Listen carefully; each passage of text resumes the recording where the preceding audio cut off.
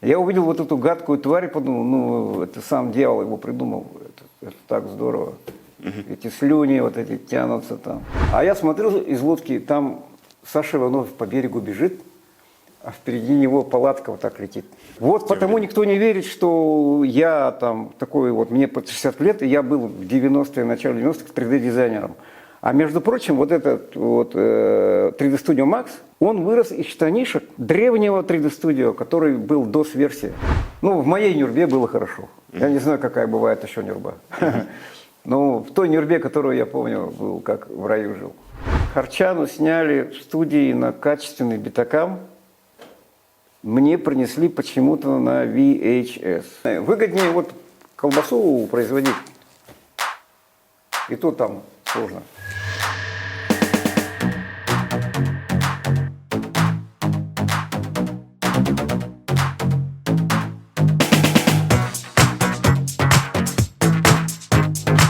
Алексей Татаринов – первый человек, который в республике Саха-Якутия стал широко использовать 3D-графику прямо с 90-х годов. Алексей посвятил около 20 лет работы в телевидении. В 90-х и нулевых именно его работы мы видели в заставках национальной вещательной компании «Саха». Работа Алексея Татаринова выделяется особой художественностью. Многие из вас, наверное, помнят 3D-анимацию 90-х годов, когда камера взлетала вверх по телевышке. Или, например, анимационный видеоклип, который резко так появился на телевидении в 90-х годах, двухмерная анимация, видеоклип Харчана. Эти работы вдохновили очень многих ребят выбрать творческий путь. Ведь раньше, в 90-х, нулевых годах, телевидение было единственным видом развлечения и имело огромную силу. Раньше телеизображение было с разрешением 4:3, поэтому многие работы Алексея сохранились в таком формате.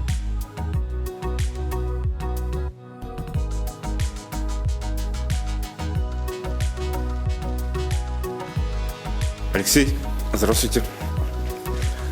Спасибо, что сегодня пришли. Детство у тебя где-то в Вилюйске проходило, в Нюрбе. В Нюрбе. Ты там до скольки лет там был? Ну, маленьким был там, да, не помню, ну, до 7, может, лет. Потом в город переехали, да? Да. А родители? Вот, потом в русскую школу отдали. Все. В Нюрбе-то хорошо было, конечно. Ну, в моей Нюрбе было хорошо. Я не знаю, какая бывает еще Нюрба. Но в той Нюрбе, которую я помню, был как в раю жил. Коротко расскажите про себя, четко, ясно. Ну, 90% я проработал художником или дизайнером. Как что перечислять я не хочу, все. Вот. Ну, 20 лет я посвятил НВК Саха. Как-то вот то, что было перед этим, я умудрился 4 года программистом поработать в ЯГУ. Там был отдел такой. И потом вот, меня Толя Кириллин нашел. Да, вышел на меня. Мы с ним какой-то проект должны были сделать профинансированный. Его очень солидно финансировали. Ну, правда, не в личный карман, а на целевые эти, на технику там, на всякую. Там но распоряжался не я этим. Ну, вот эта студия Туген была тогда. Они вышли на меня, и они хотели делать мультфильм, хотели делать какие-то развлекательные контент какой-то. 94-й год, да? Или какой? 94-й и позже. 94-й примерно. У меня в трудовой книжке там... Тогда ты работал где-то в ЯГУ, и тебя нашел Толя Кириллы. Да. Он прямо зашел, вот, у нас такая была кондейка непритязательная, но с компьютером, все как положено. А как он про тебя услышал? Не знаю, я еще сам технику покупал, это все ЯГУ присвоило. Сам покупал там. Тогда не было видеоплаты ввода-вывода. И я выводил через такой геймбластер. Купил у парня, который в Америке живет. Он в те же времена и уехал в Америку. А я у него купил геймбластер, чтобы такая приспособа, ее трудно было найти, достать. Она была для того, чтобы играть, смотря на телевизор, из ПК.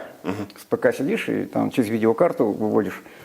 Вот с ее помощью они и выводили видео. Но когда профинансировали Толя Кириллин, у нас там техника была серьезная для тех времен. Но это быстро все устарело, все это кануло в лето. А у тебя образование художественное? Или как? Да, ну я в художественной школе учился, да, и ну дружил со всеми училищными. Все художники меня знали, А программистов моего кто? поколения. Программистом я стал очень навязчивым путем. Я узнал, что такое отдел есть в ЕГУ, да, а я знал, что я смогу ну, базовую графику делать, базовую.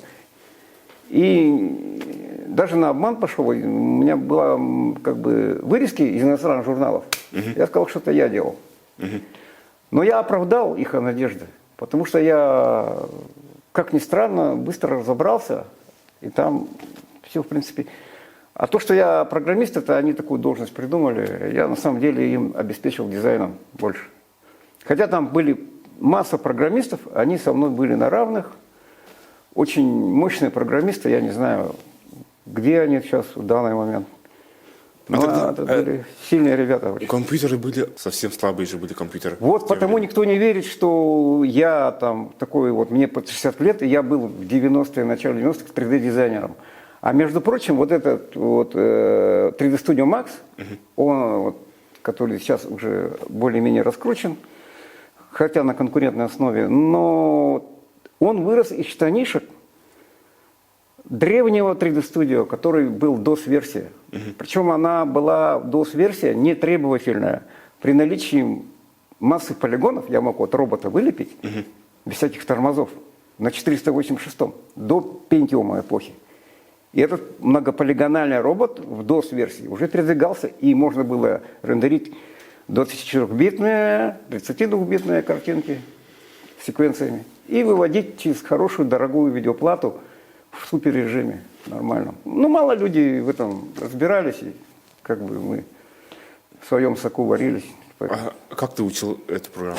Там же информации вообще не было. Сейчас YouTube включишь, да? Там Да. все можно найти. Все можно Там найти. все можно найти, но оно какое-то все замороченное. Мне же попался такая в DOS-версии опять, да? Текстовой файл, я его распечатал и с экрана читал, да? Он был мега понятен. Я таких текстов больше не встречал никогда. И там вот я махом разобрался во всем моделировании. От начала до конца. Вот, не знаю. Ну, тут включается еще молодость, наверное. Там еще Молодость была. одно изображение вот так долго выводило же. Да, в режиме сканлайн, чтобы достичь фотореализма, нужно было не как вот в этом, в новых рендер-модулях, да, эти просто физический свет выставлять там, или карту освещения там. А тогда приходилось много-много источников света поиграть, и тогда все приобретало объем. И оно мало проигрывало вот сегодняшней картинки. Мало.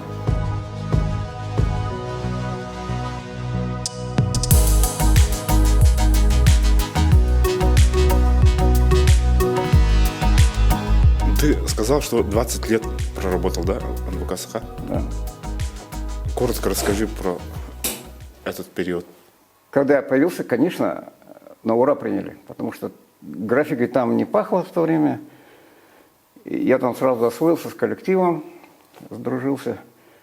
Ну, поскольку я не относился к технарям почему-то, меня сразу в творческую эту бригаду отправили, то я с ними я, в общем-то, и хорошо уживался там. Ну, можно сказать, дружили даже. Так, ага. И, ну, была смена президентов. Тогда генеральный директор назывался президентом. Я пришел при Афанасии Ноеве, он там очень хорошо заботился о техническом обеспечении. И я тогда очень хорошо себя чувствовал. Очень хорошо все оплачивалось, каждый шаг там в командировочные. Ну, все очень, очень качественно было. Большой контраст был для 90-х. А потом была же смена президентов, появилось цифровое вещание, потом еще, тут я в это в дебри не лезу, там не шибко разбираюсь. Ну, поверхностно знаю, конечно, что там через разные сервисы мы вещаем в цифровом режиме, да? Эфирщики лучше знают, конечно, как все происходит, где мы торчим, кому платим, телецентру ли платим, арендуем ли чего, спутниковые вышки, антенны арендуем или еще что-то. Это уже не ко мне, конечно. И, в общем, с этого периода, как сменились президенты, да, графика стала как само собой разумеющейся. Дизайнеры появились, их стало много, уже никто не разбирается, кто лучше, кто хуже. Потом началась просто поток, рутина. И когда ты в этой рутине, да, в потоке, ты все забываешь. Ты забываешь, что нужно крутые вещи делать. Ты забываешь, что нужно залезть в новую параметрику, новые способы эти легко осознать, переосмыслить. И это произошло, когда я уволился.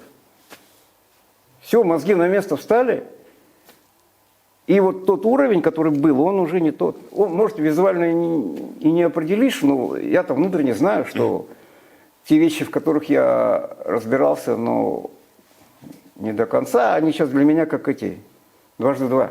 Очень смешно. Какие-то процедурные, какие-то сложные эффекты оказались. Ну, сейчас компьютеры стали быстрее же. Да, ты прям в реальном времени видишь. Все, масса удобств обнаружена была. Потому что ты когда вот в гонке работаешь, да, ты про эти изучение удобств тебе некогда. А там... Тогда возможностей там, было меньше. Да, удобств миллион там. Ну вот на некоторых хороших телеканалах, да, ты видишь, ну вроде такая же графика. Но почему-то ты ощущаешь, что туда вмешался художник. Вот там композиция шрифтовая, она такая же примерно. Но по нюансам ты видишь, она даже может быть сделана хуже в техническом плане. Но почему-то ты видишь, что это делал художник. Вот. Помню, какой-то компьютер купили. Ну-ну. На канале начали появляться какие-то прикольные анимашки. Что это был за компьютер? Единственный в Якутии какой-то. Он же нереально дорого стоил, по-моему. Да, но он безбожно устарел, конечно. Что это был? Это был Pentium Pro. Тогда, конечно, Pentium Pro считался одна из топовых машин. Да там еще... Программу купили. Да. Лицензионную. Как называлась программа? Anima Complete от Cambridge Animation Studio. Лицензионная программа, которая была снята с производства позже. Как называлась? Из-за отсутствия коммерческого успеха. Тюнбум? А он был обусловлен не потому, что программа плохая, программа отличная. Там можно делать все, почти что все. Она проиграла только потому, что она не под Windows, не под Mac OS, а у нее была своя отдельная среда. Ну, типа Linux, только называлась по-другому. Next Step. А кто нашел эту программу, кто купил? Ее сильно распиарили в Москве на одном из фестивалей Аниграф. Она была рассчитана как и на каркасное производство, да, и как на покадровое сканирование. Причем заливка там уже, цветовая заливка, конечно, идет на компе, а вот рисунок, да, сам он покадровый. И даже специальный сканер для покадрового сканирования. Но настоящий сканер для покадрового сканирования, он очень бешено дорогой. Там механизм такой, который все перекладывает. Вот эти вот кальки на штифтах. Пока я обучался, там еще были старые мультипликаторы. И все время что-то там рассказывали, всякие ужасы покадровой анимации. Это где? Да, студия «Тема». Я там, по-моему, месяц или больше. 3 месяца, может. Но я за ту программу-то знал, как бы, она сложная, да, была, и я ее знал от 0 до 100%. Ну, на 100% знал. Я эту программу не уничтожил, но она не способна жить на новых компьютерах. Ну, аналог они не сделали, что ли? Они закрылись. И часть специалистов попала вот Adobe. И, в общем, часть еще куда-то там, не помню. Ну, вот он. Я помню, какую-то рекламу с караваном делали, да? Да, я мечтал-то, да, это сделано было на аниме с караваном, прикольно. Единственное, что там концовку делал не я, да, там я попросил, сами сделайте. Но они сделали ее плохо. И со шрифтом, а сама анимация, я считаю, вполне на уровне. Вот сейчас вот попроси кого-нибудь сделать.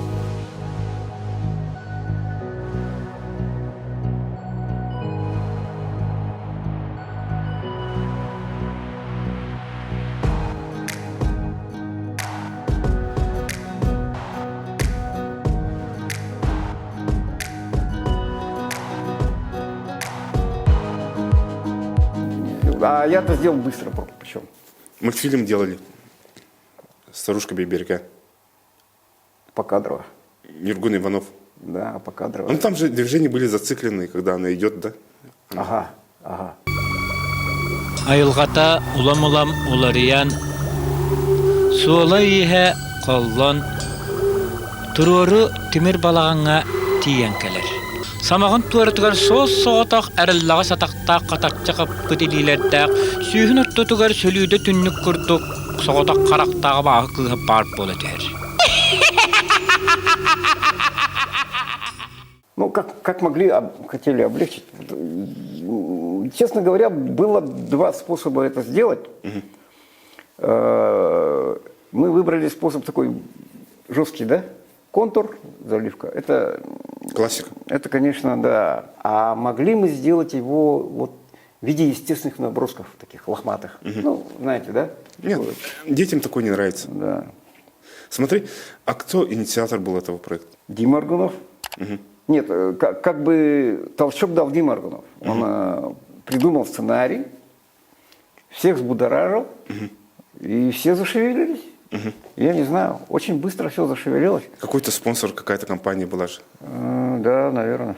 Не Там помню. вначале логотип его показывался, потом его убрали почему-то, этот логотип.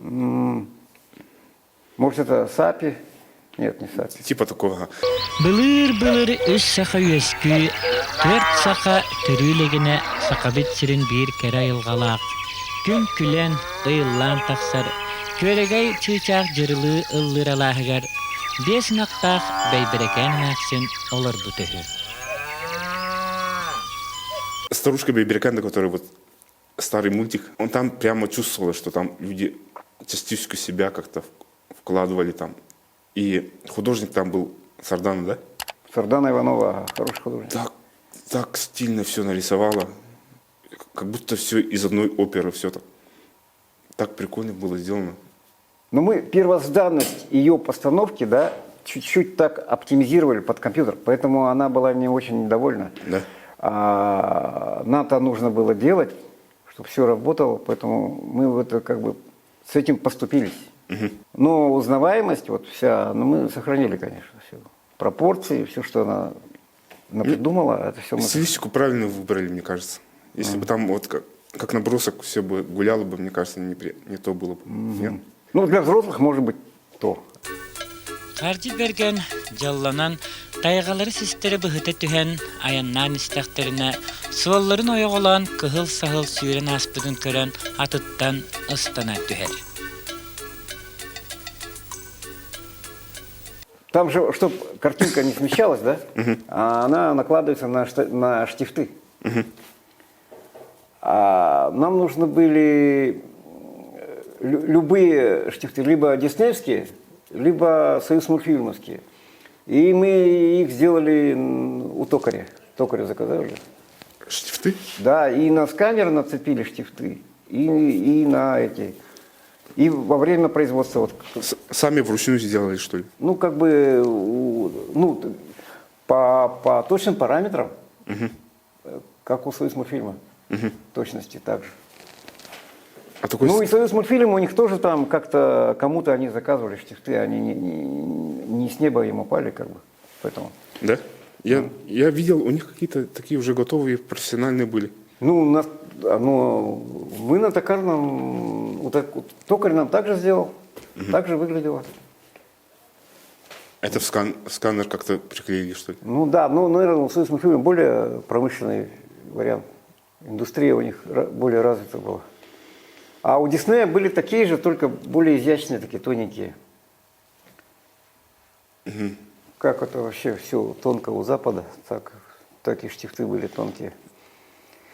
Почему анимация не развивается в Якутии? Но я же говорю, отношение должно быть как вот космической индустрии, как вот второй Роскосмос построить все равно, потому что это большое производство.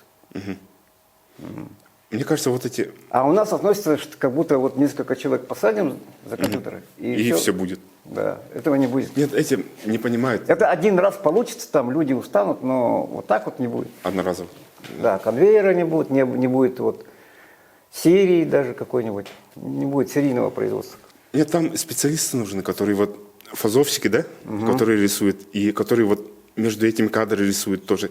Их человек 10-5 должно быть, которые художники хотят. А не все на одного человека вешать. И директора, которые нынешние, да, они не понимают, они технологии не знают, как это создается. Потом берут и вешают все на одного человека. А этот человек после одного проекта ломается, не хочет входить в эту воду повторно. Да. Ну, я думаю, конечно, выгоднее вот колбасу производить.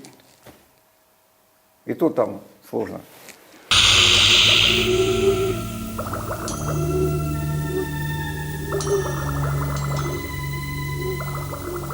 Bu kurduk abağı kıha gerek kız seberetin beytigeringerinden taŋaһын sabın gergelin ilinen miner miňe atın kuturguttan taňnary sohan garjyt bergen jetiger oyak bolan kubulunan yören köten ayanny turtdy. Почему дальше это не пошло, тема анимации? Потому что нужны очень большие условия. Это как вот есть же космическая индустрия, да? Ну, я считаю, она не такая масштабная, как космическая индустрия, но отнестись к этому надо так. Мне кажется, если воля есть какая-то для такого производства, да, то нужно отнестись это почти как к космической индустрии. Туда все вложить, влить, тогда да. А вот так там пара человек на кухне сидят, это не дело. И все на их плече. Конечно. А то нужно... Соряны рисовали, да? Угу.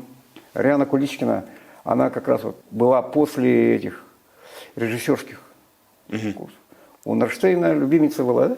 Или как там? У нее глаза горели. Ага. Да? И я заметил, у нее, да, вот по движению хорошо изучила движение. Так что это... С ней не было вообще вопросов. А что за студия была Тюгель? Ну, это директором был Нергун Иванов, наверное. Я не знаю, там Они к тебе приносили уже отснятый материал, и ты делал графику, да? Пока делали вот этот проект «Ценя-Ланга», да, мы вообще дневали, ночевали у Толи Кириллина. И кушали там, и спали там. В Сайсарах? Да, ну, всем было романтика, увлечение, всем было хорошо, и всякое вот... Алло! Алло! Это военно-космические силы? Это с Института исследований внеземных цивилизаций. Да, да, да. Слушай, с нами получен сигнал. И я смею предполагать, что это из другого Ну, с удовольствием, мира. задором делать. Ну, Сигнал. такой качественный получался контент. Что... Плохо, что все-таки это был супер VHS, SVHS, который, ну, чуть-чуть лучше VHS, но это все равно не то. Поэтому... А бетакамов не было, да, еще? А? Бетакамов не было? ЛВК были. Но у нас-то как бы студия своя и своими средствами. В основном премьер. Или рир какой-то это же было. Да, и если у вас была в наличии видеоплата какая-нибудь дорогая, да, то там эта функция была тоже хорошо сделана. Я помню, там края были такие белые, когда вот иногда. Когда я вот делал Харчану, да, края были видны не по моей вине, а по вине того, что, оказывается, Харчану сняли в студии на качественный бетакам, мне принесли почему-то на VHS.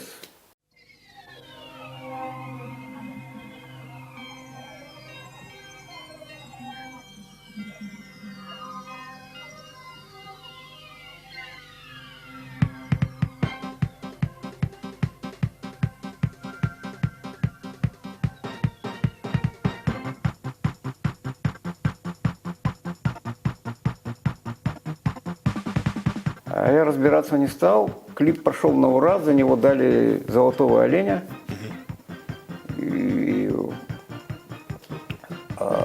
Потом я выяснил, что Аргунов мне принес ухудшенную версию. Я там А почему так? орал на него, ругался долго. А это аниме-про было, да, Харчана? Да, на Анима Про все сделано. А рисунки кто рисовал? Ну, я рисовал. Там несложно все.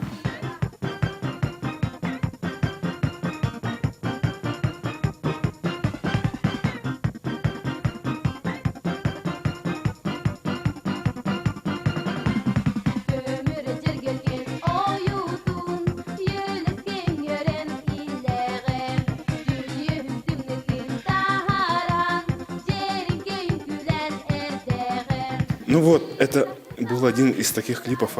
Я был школьником, там, 5-6 класс, включаю НВК в воскресенье и показывают этот клип. Он еще такой качественный такой был, и я подумал, неужели в Якутии такое умеют делать?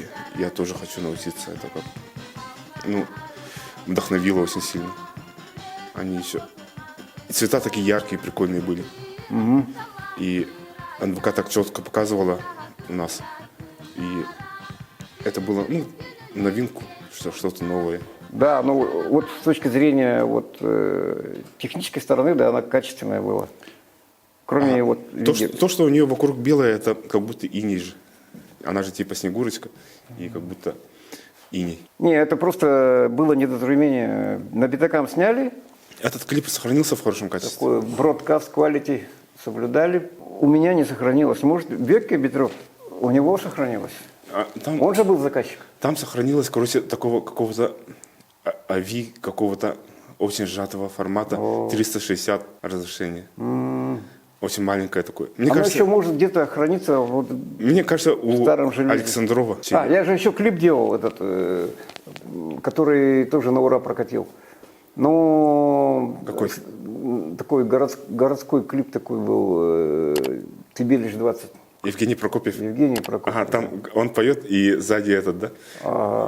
Ночной город как будто, да? Да. И он там был идеально, да. Вырезан идеально был. Но это...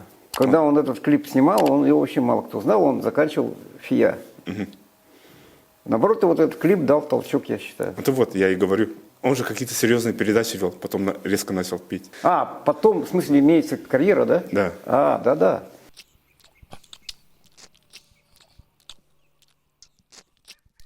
Хорошо.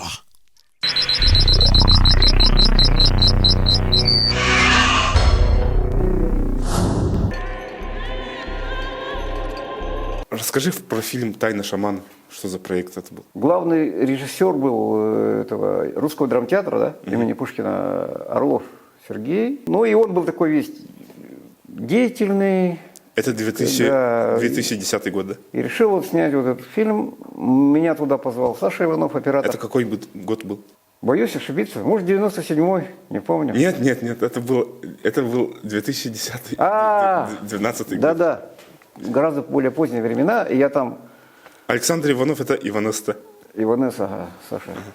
Саша Иванов.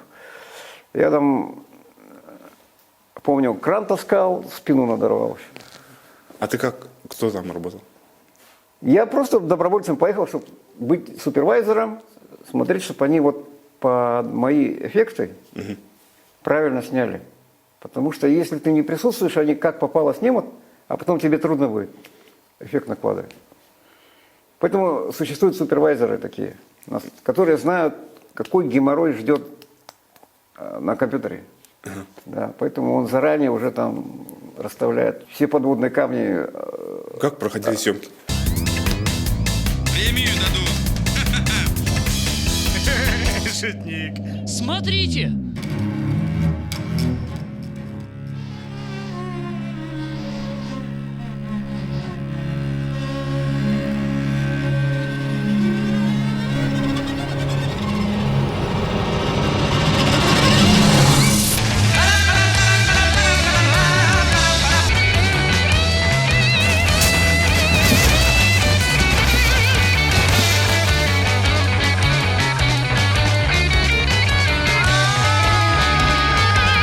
Очень спонтанно поехали всей толпой в Амгу. Там с нами был Дима Трофимов, один из главных ролей. Кастинг проводили. Кастинг проводили в театре. Не помню, как он проходил. Помню, что выбрали эту Хельгу. Фамилию не помню. И там на кастинге она показалась мега хороший. Такой тембр голоса, все. Телегеничный. Ага.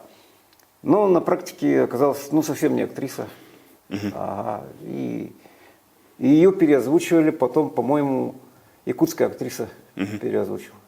Тоже не помню, кто именно. Мы же эту ленточку-то, когда ехали в Амгу, ленточку забыли повязать.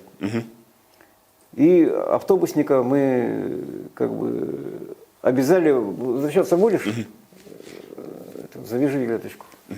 Приятное с полезным сочетали, да? Амга, река прозрачная, природа уникальная, пещеры всякие, отдых, всякие посиделки вечером, все так, как положено. И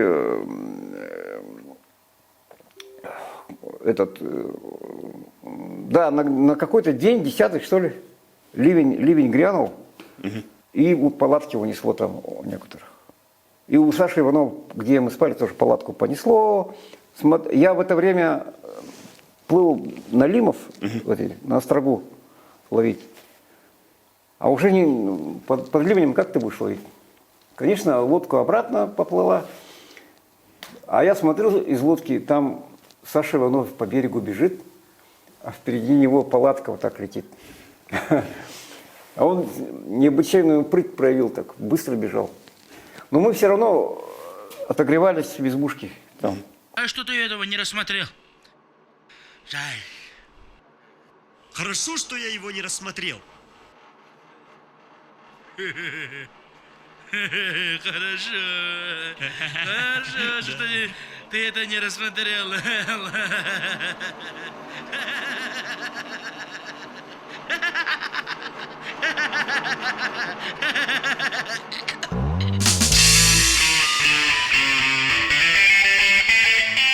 Привет.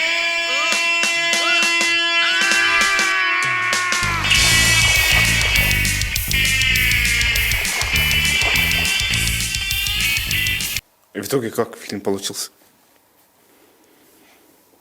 Про него вообще никто не знал, этот фильм, по-моему. Я что-то не помню, ни проката не было, ничего. Прокат был, но как-то реклама такая слабая. Орлов уехал куда-то там, то ли в Казахстан, то ли куда-то туда.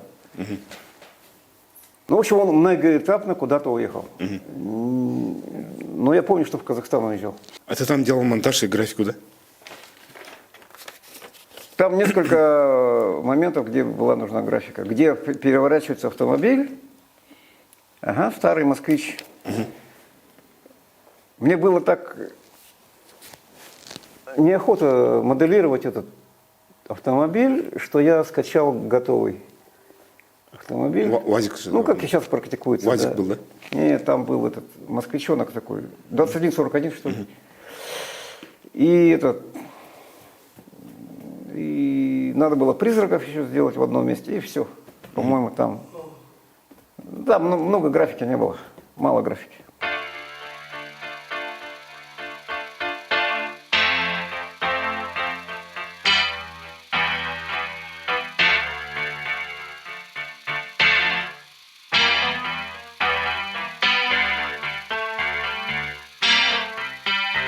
И потом они же должны были оплатить графику, там, они не оплатили же. Помню, те года были такие, все снимали кино, и мне кажется, на этом подъеме они сняли этот фильм. Ну, Орлову дали ноутбук, вот хотя бы ноутбук заработал, все, больше не было. А я же не буду там с ними разбираться-то. Потому что в Амге я отдохнул, и думаю, нормально.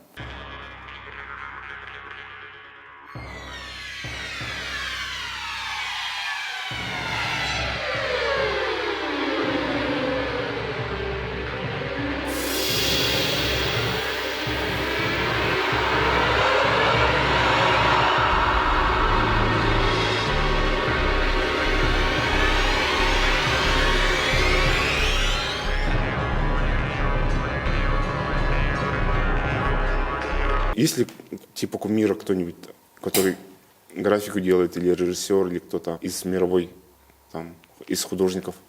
У меня есть кумир, так.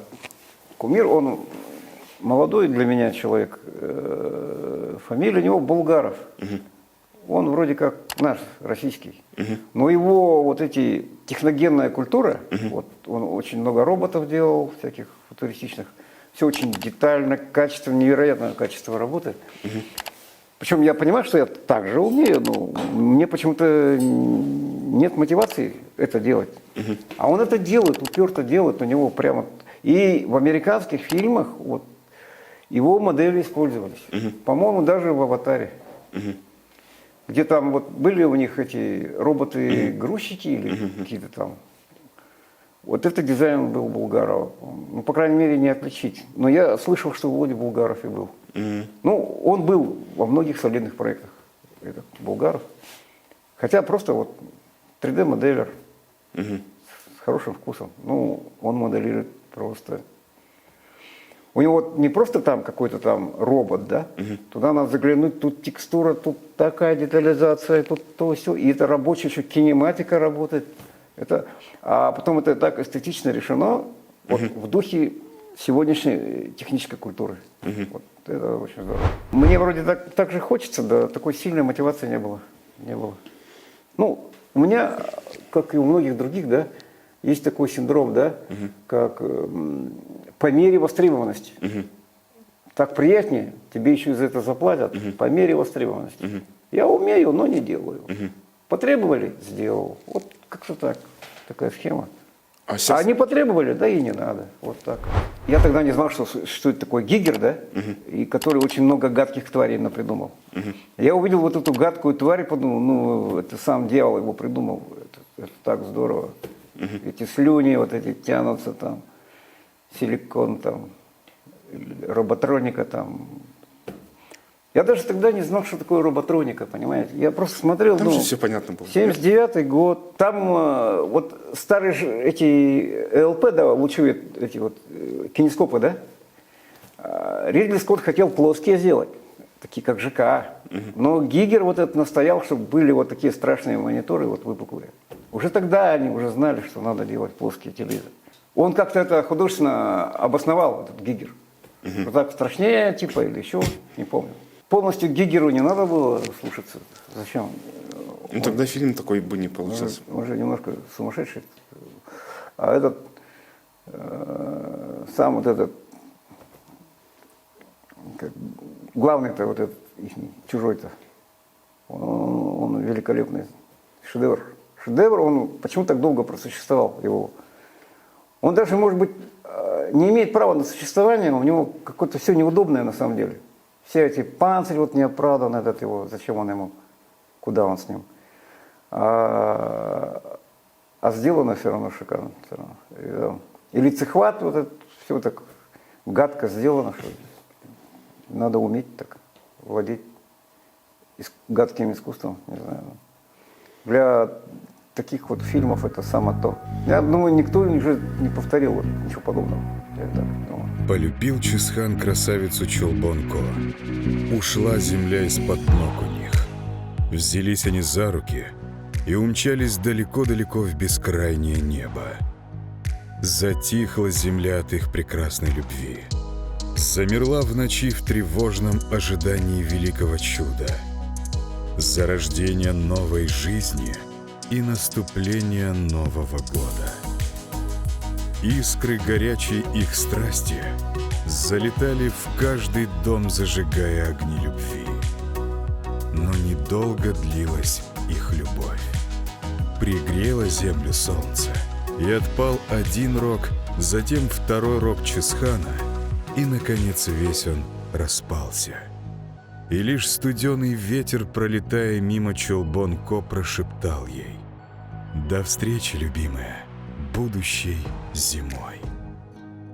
Превратилась Чолбонко в яркую звезду, и с тех пор сияет на небе прекрасная утренняя звезда, как знак немеркнущей вечной любви, надежды и ожидания. Сейчас над чем работаешь? Или вообще над чем работаешь, чем живешь? В общем, больших проектов у меня нет. Всякие короткие вещи, я их за работу не считаю. Клиентов у меня там в основном правительство, да? Правительственные заказы. И у меня вот друзья в Москве, там, которые там занимаются вот этим Кинобизнесом. кинобизнесом, они там тизеры заказывают, всякие адаптации там с английского на русский версию и так далее. Это очень несложно делается. Поэтому там демпинг, там... Но зато просто, быстро и И много можно сделать, поэтому это очень хорошо, выгодно на самом деле. Но очень жесткий демпинг там.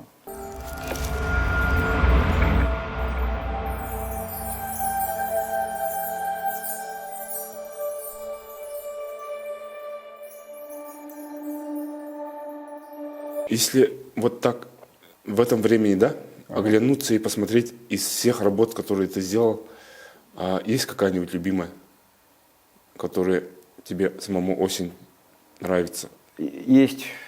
Она очень короткая, потому что я после этого, у меня закрутились в жизни коллизии, да, нежелательные, я не буду их рассказывать. И я вообще-то выпал из графики на много лет. Я вот сейчас вот более-менее восстанавливался, да.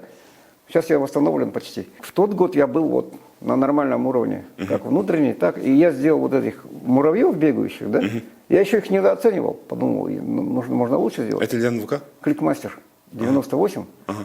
Он у меня есть где-то хранится. Но он VHS-версия. 4:3 И он формат. вполне так по-киношному бегает. Хотя я его сделал за вечер буквально. Там их стайка муравьев бегает. Я потом, конечно, делал для киношников и пауков, но так, как вот той старой работы, когда я был молодым, никогда не восторгался. А тогда средства производства хуже были, да, и тем оно мне еще ценнее. Тебе эти 90-е только на 3D-студио старом, что ты там выжмешь? А вот выжимали. И расфокус был там, и этот, ну и кинематика уже была, все.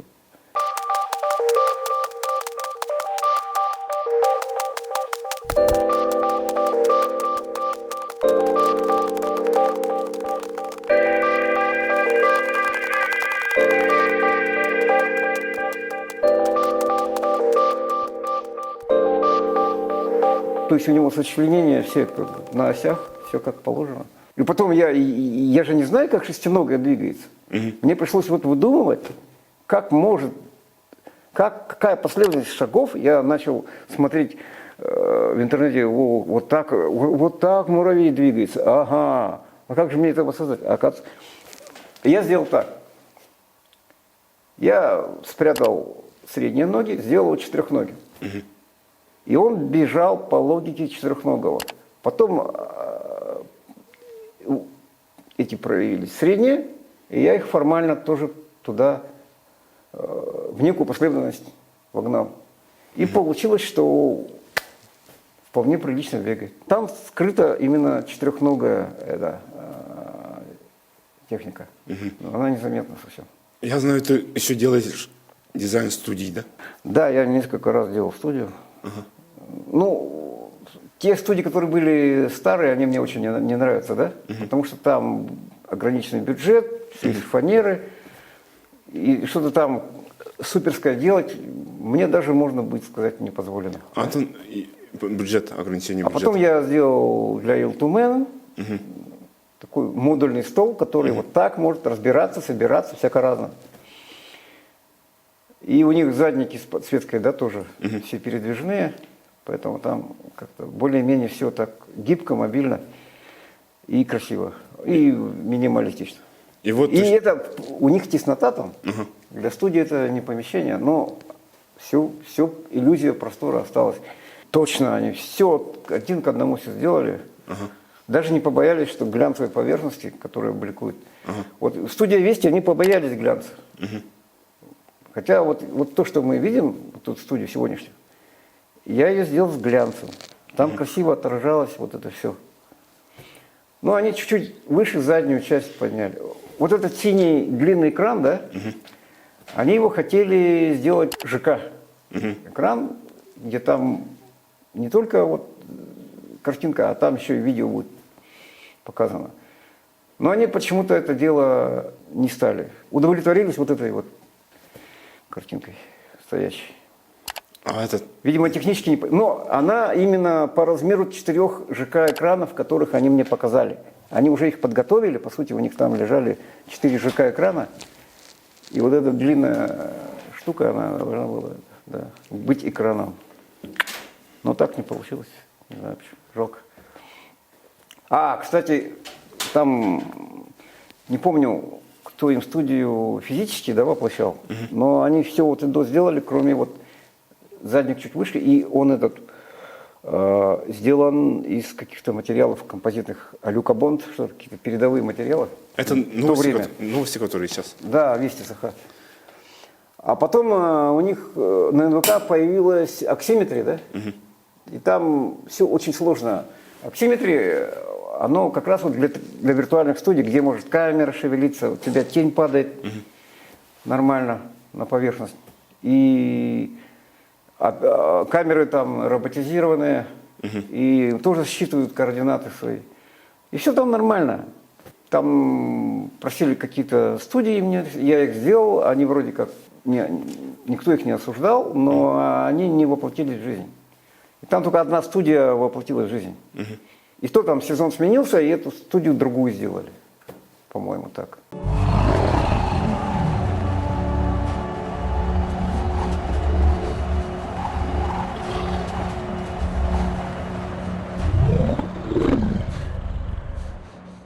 Какой-нибудь совет молодым людям, да, которые хотят компьютерной графикой свою жизнь связать, что им нужно знать, с чего начинать, какой-то такой совет от души. Ну, как бы у меня, знаешь, педагогические таких данных отсутствуют, да? Ну, У тебя вложены вот эти художественные данные. Да, и последовательность вот передачи информации, вот, как бы более-менее логически, я сейчас точно не смогу, единственное, что надо развивать. Но я заметил одну тенденцию, да, вот среди молодых, они подноготную софта не изучили, да, а просто начали, вот урок с Ютуба взяли и сделали. А зачастую там вот нужно знать глубины, из глубины, как это все изначально происходило. Поэтому, когда вот самых вот дурацких азов начинаешь, да, вот, от самой мелочи до верха, то это в 3D. Я не, в других программах таких заморочек нет, конечно. Но в 3D, если самого элементарного с шарика, да, начнешь и до верха, не будет вообще никаких путаниц. Ты будешь знать принцип и не нуждаться в уроках. Уроки это для тех, кто вот что-то пропустил, для двоечников. Ну, некоторые так и начинают учить же. По урокам, потом потихо понимают. Потихо понимают, но эти уроки непоследовательны настолько, что в 3D лучше знать, вот, как бы сказать, вот как древо это все, вот, куда-то все, откуда выросло, из каких штанишек выросло сюда. Вот так было. Ну, может, мне легко об этом говорить, но я вот прямо вот с самого пустячка начинаешь когда, и все уже, ты уже знаешь, откуда что. А там уроки уже вспомогательный, такой легкий вспомогательную роль играют, на самом деле. А ты прямо вот, когда видишь вот урок, я знаю, откуда ноги растут. А человек не знает, откуда ноги растут. Он взял урок, ему сказали, а ты вот так сделай, и все. Он не знает, откуда ноги растут. Он просто вот повторил. Ну, у него еще шанс есть поправить что-то, но он тупо повторил просто урок. Все. А мне это... Сейчас времена такие, мне кажется. Просто надо бежать, делать. Особенно вот Cinema 4D. Я несколько видел ребят, да, которые увлекаются Cinema 4D. Когда начинаешь спрашивать азы, они плавать начинают. Я говорю, ты скорректируй камеру, чтобы она не вот так шла, а вот так шла. Это, говорю, азы. А он все, у него голова дымится. Вот знает уроки, там наблатыкался, какое-нибудь там супер дерево вырастить. А программа с ним не дружит все равно. Она не часть его тела, он как бы не плавает в ней, как в своих карманах, там, не роется на самом деле. Второй синемашник, который тоже с ним встретился, он говорит, а я вот так умею. Говорю, слушай, а там вот, говорю, есть такая простая вещь, как там, вот, что можно сделать вот так-то. Это, говорю, на уровне азов нужно. Вот, движение камер там, и так далее. Опять он плавает. Надо все-таки вот всю подноготную изучить, а потом, да, можешь и в руки заглянуть и так далее. Тогда будет тебе по кайфу. Потому что, не, смотри, программное обеспечение, они так быстро меняются, и так быстро развиваются, что не хочется на это... Не хочется, уже сумасшедший такой ритм пошел. Появился блендер, я так блендеру обрадовался, но так в нем я не сижу. Ну, потому что люди моей эпохи, вот эти вот, я общался с москвичами, да, которые так же, как я, выросли на 3D-студио, да, их трудно переубедить, что нужно туда перелезть, сюда перелезть. Вот так. Они там знают все в Максе, да, но их невозможно заставить сделать персонаж, потому что там персонаж решен погано, очень погано. Это, практически там не решен, персонаж анимация плохо решена. Можете со мной спорить, но я с такими бонзами там общался, которые вот каждый контроллер знают, да, на теле человека. И они согласны, всегда согласны, потому что это все на практике ощущается. Вот все эти, как у тебя рука согнется без косяков, там. Вот тут полигоны, чтобы не полезли. Как у тебя пропорции тела не нарушатся, когда ты там, в общем. Я все-таки, хоть сам в блендере не сижу, я, наверное, напутствие дам на блендере сидеть и все. Он же бесплатный, никто не скажет, что там об авторских правах не ставит. Эффективный блендер, считаю. Алексей, спасибо за рассказы. Спасибо за то, что был сегодня у нас в гостях. Да, я, наверное, Спасибо. не совсем то рассказал. Завтра буду вспоминать. На монтаже это все. Что-то я не рассказал. Просто ладно. эскизы. Слушай, у меня почему-то грохнулся длинный шоу-рил, и теперь я не знаю, что делать. А там соберем по Где-то в кусочкам. интернете, может, есть, не знаю. Где-то есть, например, на Ютубе что-то есть там древнее, которым я не горжусь. Надо будет отрезать.